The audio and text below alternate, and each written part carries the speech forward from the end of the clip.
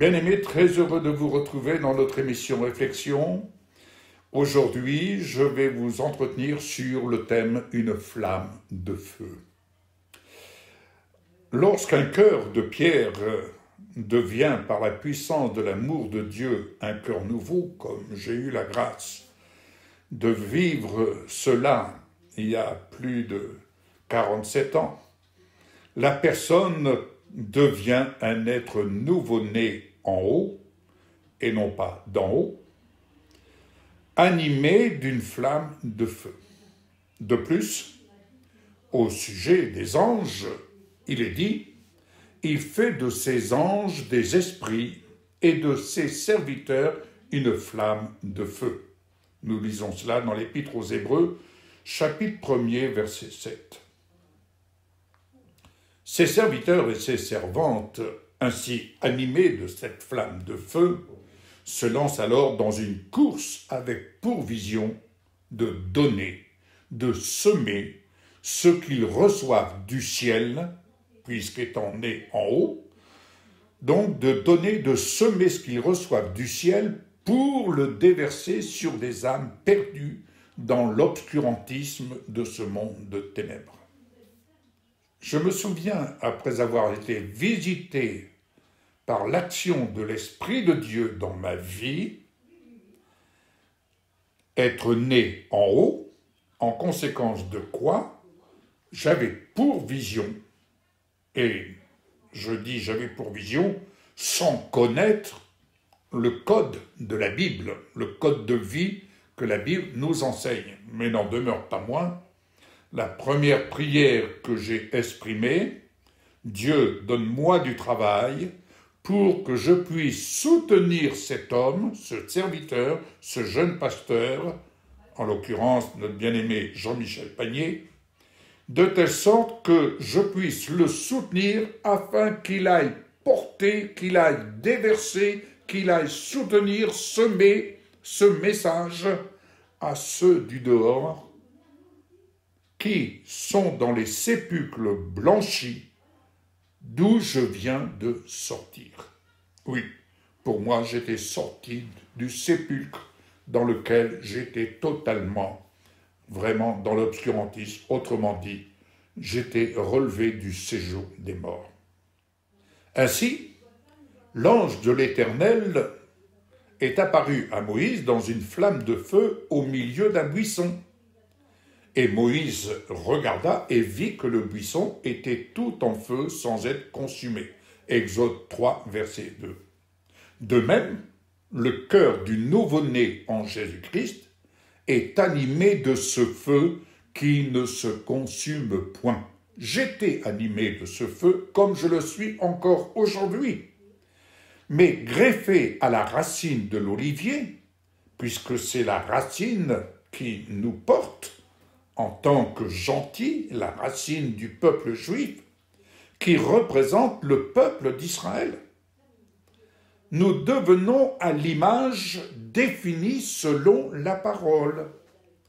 La lumière d'Israël deviendra un feu et son sein sera une flamme qui brûlera et dévastera ses buissons épineux et ses ronces en un seul jour. C'est ce qui nous est dit dans le livre d'Ésaïe, chapitre 10, verset 17. Bien-aimés, comprenez que les chrétiens nouveau-nés en haut, animés de cette flamme de feu, et j'espère qu'il en est ainsi pour vous, que vous êtes animés de cette flamme de feu. Si vous ne l'êtes pas, je m'empresserai de prier pour vous à votre demande. Eh bien, animés de cette flamme de feu, ces chrétiens marchent donc ensemble, d'un même cœur, d'une même âme, d'une même pensée, sur ces œuvres de ténèbres. Parce que nous sommes membres du corps de Christ, et je parle de Jésus-Christ, corps glorifié.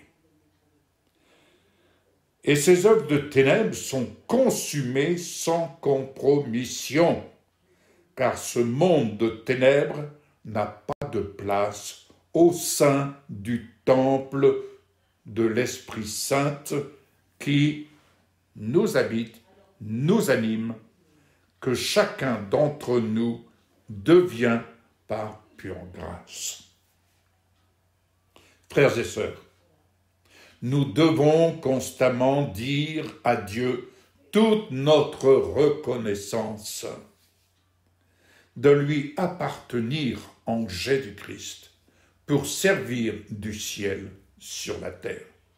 Car un homme ne peut donner que ce qu'il reçoit du ciel.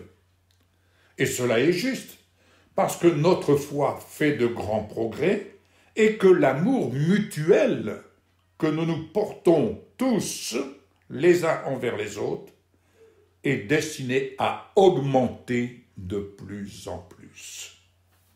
Aussi, soyons fiers au sein de l'Église de Jésus-Christ, j'ai bien dit de son Église, soyons fiers à cause de la persévérance qui anime un grand nombre des membres de son corps et de la foi qui émerge de sa parole au milieu de toutes les persécutions qui se manifestent en différents lieux. Je pense à des pays comme le Burkina, je pense à tant d'autres pays.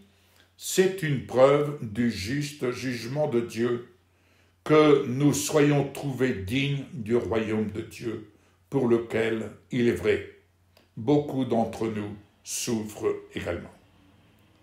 En effet, il est juste aux yeux de Dieu, de rendre, écoutez bien, la souffrance à ceux qui nous font souffrir et de nous donner, à nous qui souffrons, du repos avec le Seigneur. Car lorsque Jésus apparaîtra du ciel avec les anges de sa puissance, au milieu d'une flamme de feu, il apparaîtra pour punir ceux qui ne connaissent pas Dieu, qui refusent de le connaître, qui rejettent, qui l'ignorent, qui le méprisent.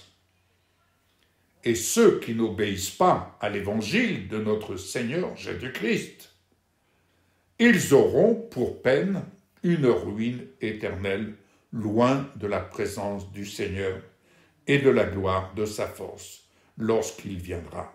Ce jour-là, il viendra pour être célébré parmi ses saints, c'est-à-dire parmi les membres de son corps. Et quel corps!